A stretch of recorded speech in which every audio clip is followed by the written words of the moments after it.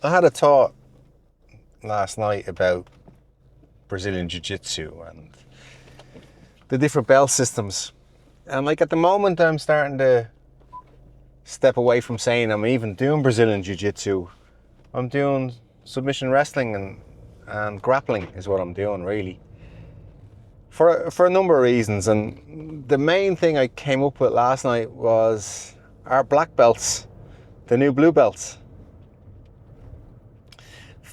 When I was starting out, I suppose that would have been around 2000, 2001, something like this, when I started doing Brazilian Jiu-Jitsu first, when John Cavanagh's little garage up the laneway in Phibsborough. I think at that stage John was a blue belt, but he was fucking good, you know? And you'd never see a black belt. And I can't remember the first time I saw a black belt. The odd purple belt, but they were like hen's teeth. And then when you saw a black belt, they were like demigods, you know? I mean, we had Ricardo Laborio come over to a seminar one time. He's the guy that started the American top team in Florida. But like, they were just so rare. And I suppose with the popularity of the sport, that there's so many black belts now, that the question kind of arose, well, what is a black belt? What makes a black belt? Because a lot of them aren't that good on the mat. Whereas before, it was kind of, they were just fucking killers on the mat. And you kind of think to yourself, well, what makes up one? Is it because the guy's he's there training 3 times a week for 10, 15 years? Is it because he teaches some of the kids' classes?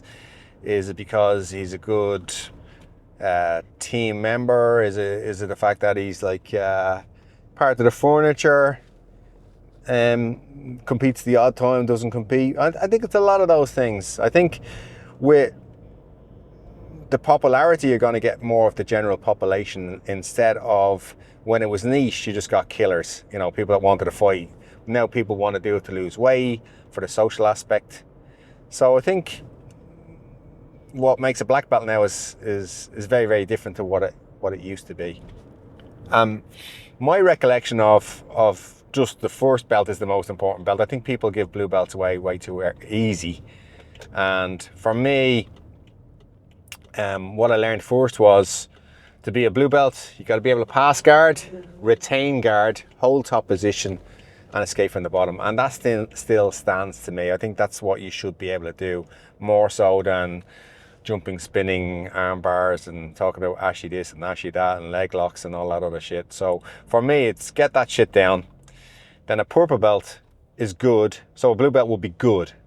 A purple belt is good and dangerous. So here's where you start learning how to attack and how to string things together and how to be looking for submissions all the time. And this is where, for me, a black belt is made in the time you're stewing away on that slow cooker as a purple belt. When you get your brown belt, you're pretty much a black belt. There's not much difference. Not, you know, you wouldn't be able to tell if the guy switched his belts around whether he was a brown or whether he was a black. So for me, it's time on the mat. So I've come across a few people that have been given black belts that just are dog shit, and I think a lot of it comes down to the business aspect of jiu-jitsu. And for me, I never opened my dojo as a commercial entity. It was just something that, you know, I learned all this stuff, and it wasn't mine to keep, and it was for me to give back. And in that, I've probably taught, Jesus, how many hours have I done on the mat? I don't know. I've done more than 12,000 hours on the mat. 15 years, teaching every night. I'm still teaching every night, even though I'm come on, dude. All right. Even though I'm hobbling around on crutches, I still show up, and I still teach, and I still give it back, even though it's a bit of a struggle. But it won't be like that forever, you know. So I think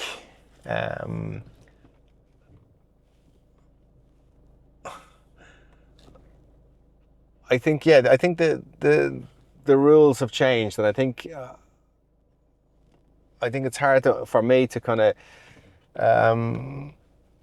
even piece black belts together. Like there's certain the levels of black belts is so varied, is what I'm trying to say. Like, for instance, there's a place up the road from me. Guy's a black belt. But he's not a fucking black belt. You know, he's just not a black belt. But yeah, someone gave him a fucking black belt. I know some girls that are black belts. They're not black belts. They just kept showing up and someone gave them a fucking black belt. Or you get these other people that chase around different dojos and they go from teacher to teacher. Or I've had it here myself. I've had like, I think it was Brazil Power Team came down and they asked me to get affiliated. I was a purple belt at the time and they'd give me a brown belt. But I liked my logo better and I like what I stand for better. My ethos has always been like, I had a white mat as a neutral area where anyone could come and train, where there was no politics. I wasn't affiliated to anybody.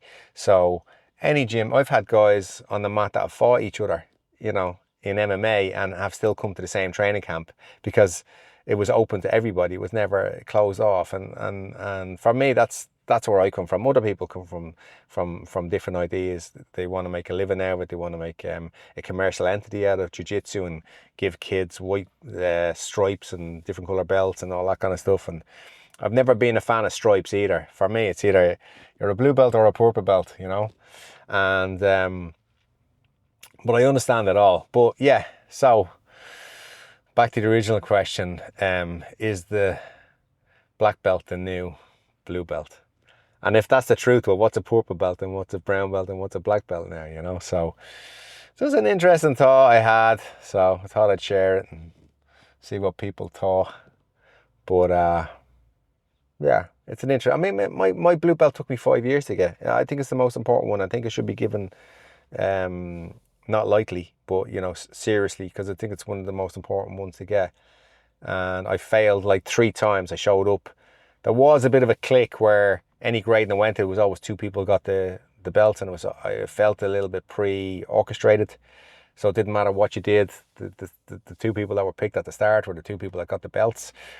And I failed 3 times. And I remember going to Estonia and Carl Tanswell was there, God rest his soul. And he was doing a grading, and I think it was 6 of us going for 2 lads got it as usual. And I was fuming that I didn't get it.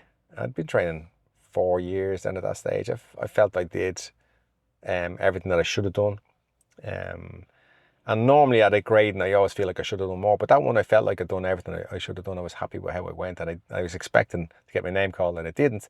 We went to an after party that night, and I was fucking smoke coming in my nose. And he was at the bar, and I went over. I said, like, what do I do to get a fucking blue belt around here? And he was like, you need to attack more. So when did we ever talk about attacking? It was just pass the guard, defend the guard, hold top position, defend, or escape from the bottom, you know? But that's just me.